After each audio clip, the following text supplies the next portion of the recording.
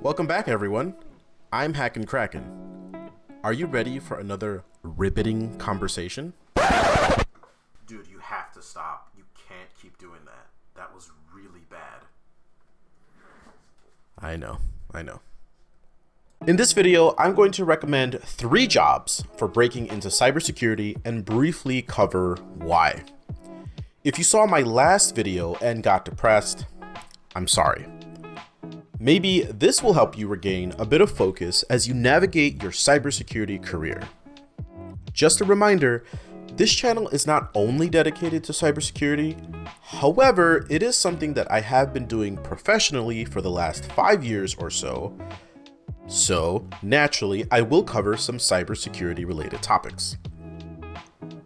You have probably asked yourself countless times, what should my first cybersecurity job be? Should I start in the SOC, jump into an analyst position, or maybe go big and target that engineer role everyone talks about? You know, the one where you're basically an entire cybersecurity team all by yourself? Come on, I know you've seen those job descriptions. I know you have.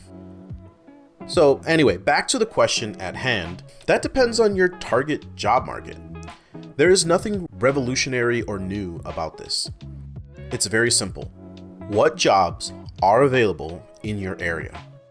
There is no point in targeting a mid or senior level remote role if you don't have experience.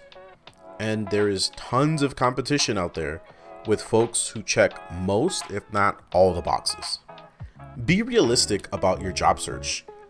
Is there a potential employer in your physical or geographical location that would boost your chances of getting into the field? Here's an example. There are tons of retail stores in your area, big chains, but their headquarters and satellite branches are out of state. Sure, those stores might have a large presence in your area, but it's only the retail locations.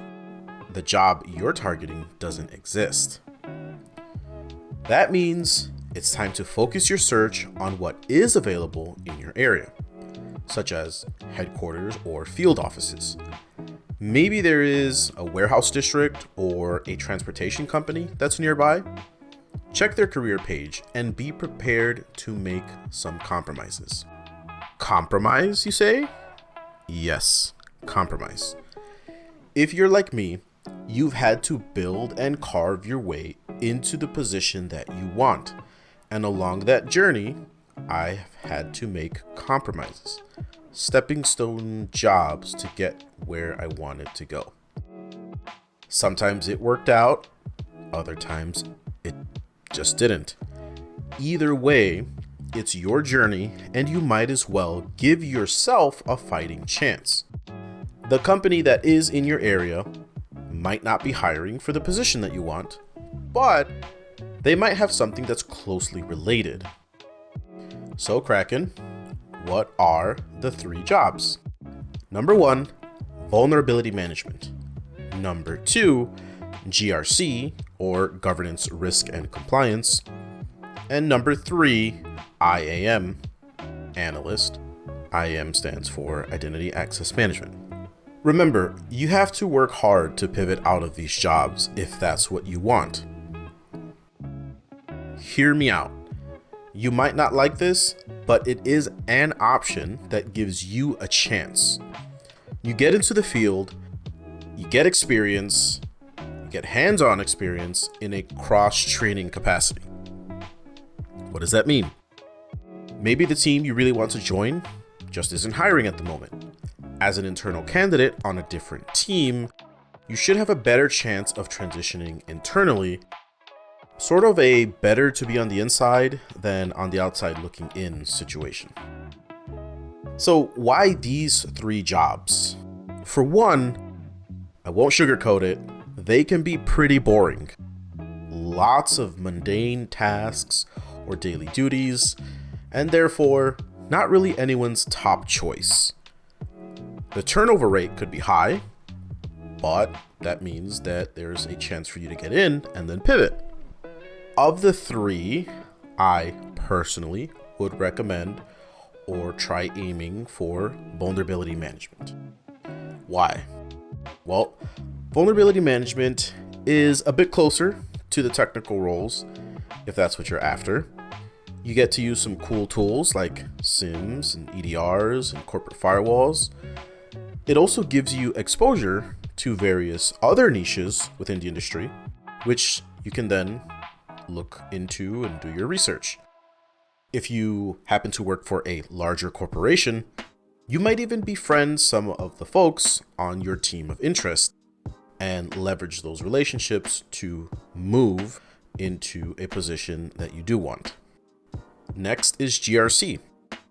While GRC might not be technical in nature, you get a deep understanding of policy and how governance, risk, and compliance affect the business. You have a business-centric understanding of why you should or should not make technical decisions that may have unforeseen consequences. Say you are a technical person without the business acumen.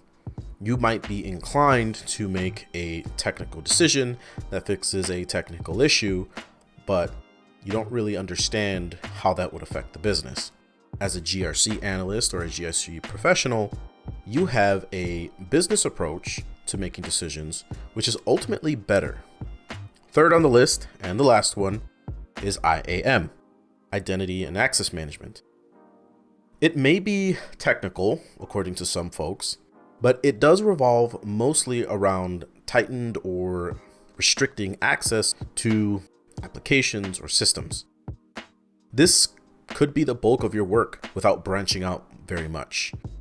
The upside is that you get to see how said access works across multiple tools, and you can use that to help you decide whether or not pursuing one of these tools is worth your time. Yeah, it might be a technical position, but limited in scope. There is a second reason why I chose these three positions. The second reason is that they have the potential to pay you a lot of money. Why? It's simple, because the demand is high and the supply is low. Why that is could be because the jobs are boring and people don't stick around. Maybe they can only tolerate it for so long until they want to pull their hair out and do something else, like become a goose farmer. I don't know. But the point still stands. The job has the potential to pay you a lot of money. If you saw my last video, The Stark Reality of Cybersecurity Job Hunting in 2024, you'll know exactly why I'm making these recommendations. My goal is to share some of the harsher realities of this particular journey in cybersecurity, and I want to keep it real. It's not all sunshine and rainbows, but it's not all doom and gloom either. I want to provide some alternative methods or maybe an alternative point of view so that you can consider it. So what's the point of this video? The point was to get you to think about taking a stepping stone position to build yourself up. Making a compromise isn't inherently a bad thing, nor is it the end of your career. As I always like to say, money doesn't fix all of your problems, but it sure can fix most. Or, if you just really don't like IT, do like my buddy Torta did. Follow your dreams and become a pilot. Huh? Be kind. Please rewind. This is Kraken's Cove. Thanks for watching.